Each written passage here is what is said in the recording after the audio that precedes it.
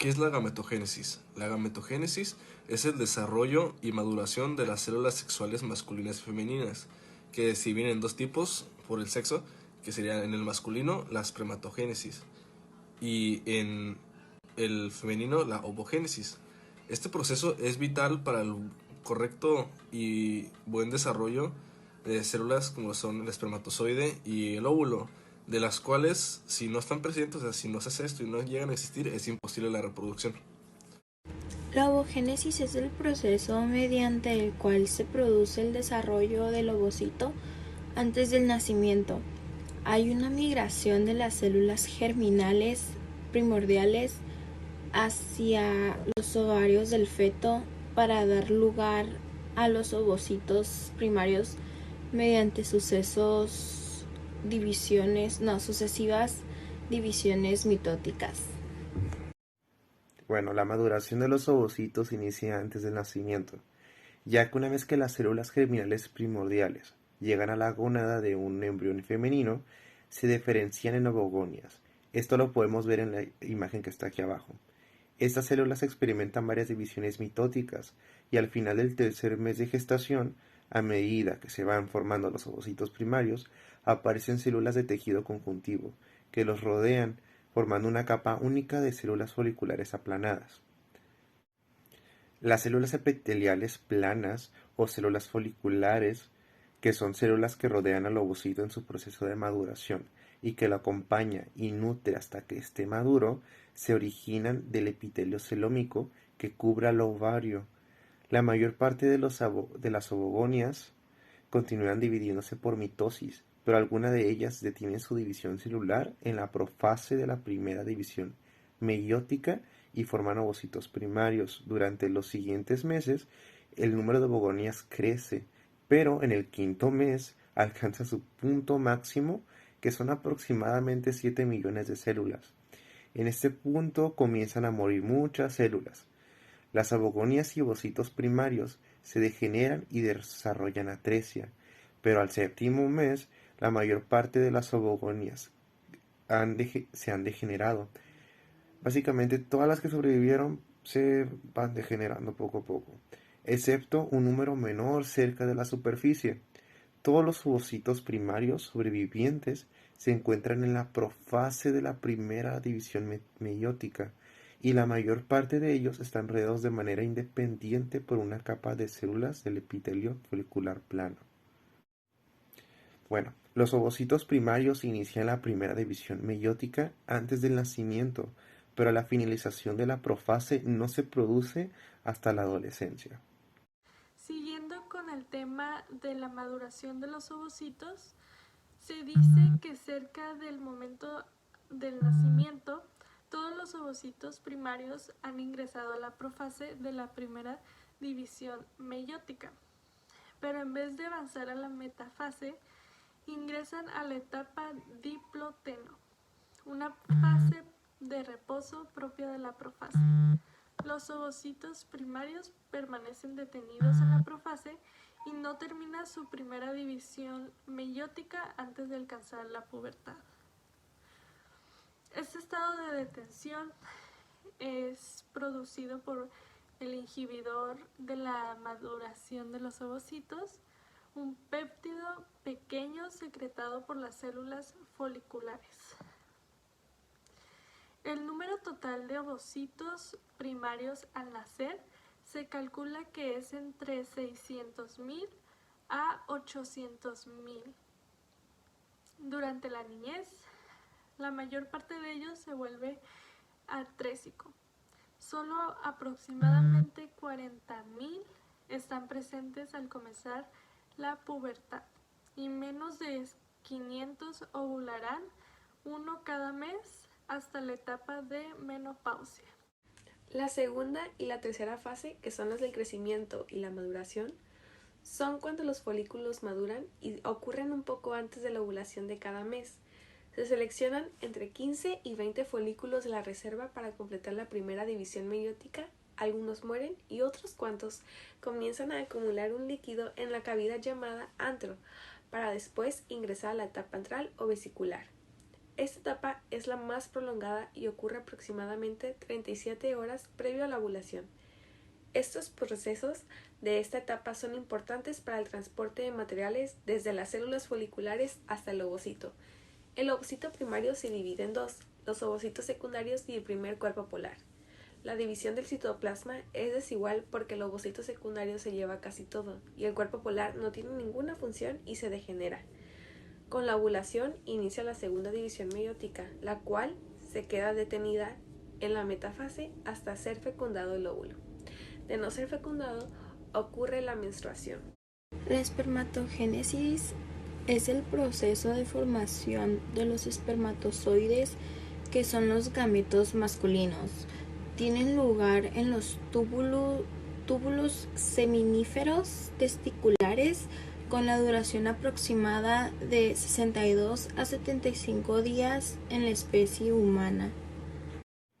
Como ya lo hemos mencionado, la espermatogénesis inicia en la pubertad. Incluye todos los eventos por los cuales las espermatogonias se transforman en espermatozoides al nacer.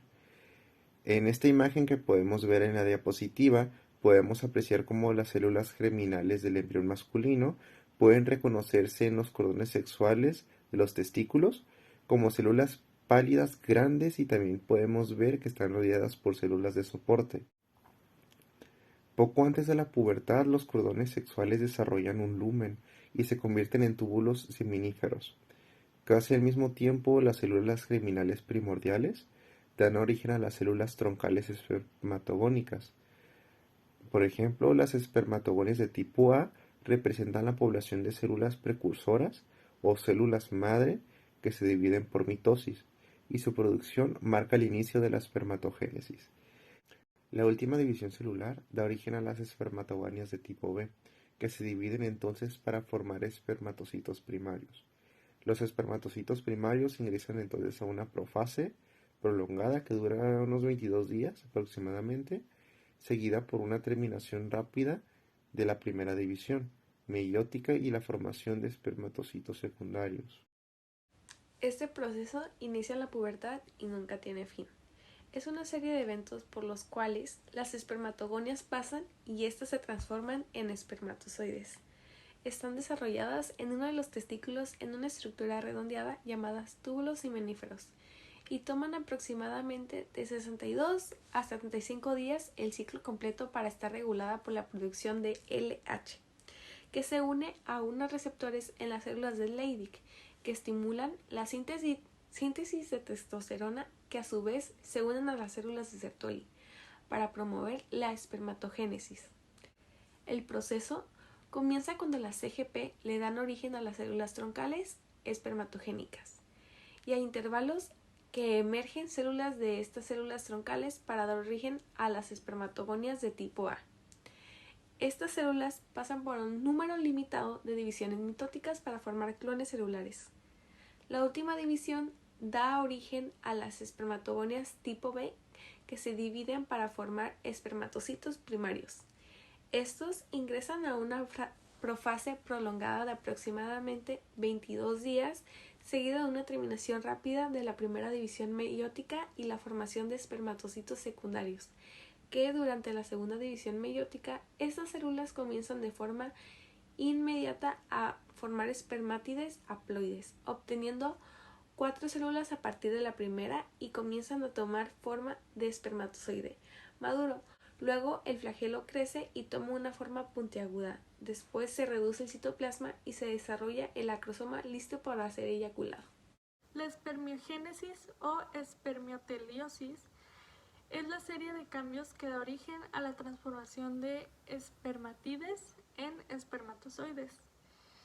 Estos cambios incluyen 4 fases importantes en la transformación de estas espermatidas humanas, que podemos observar en la presentación. En su primera fase ocurre la formación del acrosoma a partir del aparato de Golgi, que cubre la mitad de la superficie nuclear y contiene enzimas, acrosina y hialuronidasa. Estas facilitan la penetración al óvulo y sus capas circundantes durante la fecundación.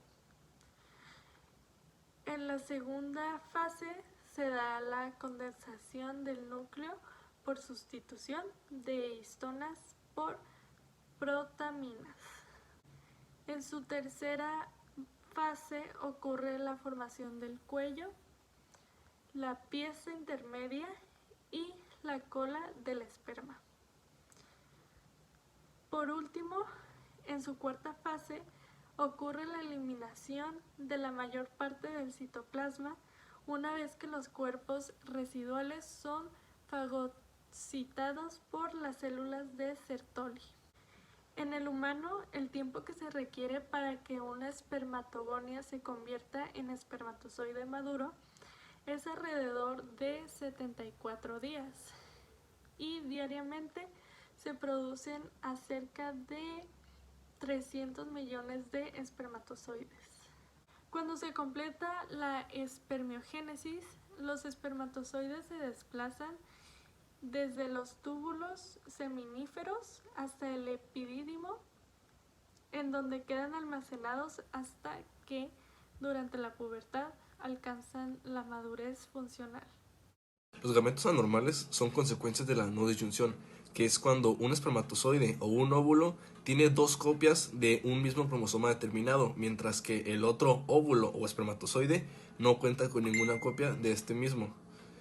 Esto sucede mayormente en los óvulos a medida que la mujer va envejeciendo, lo que puede provocar anormalidades como la más común y más famosa, que sería el síndrome de Down.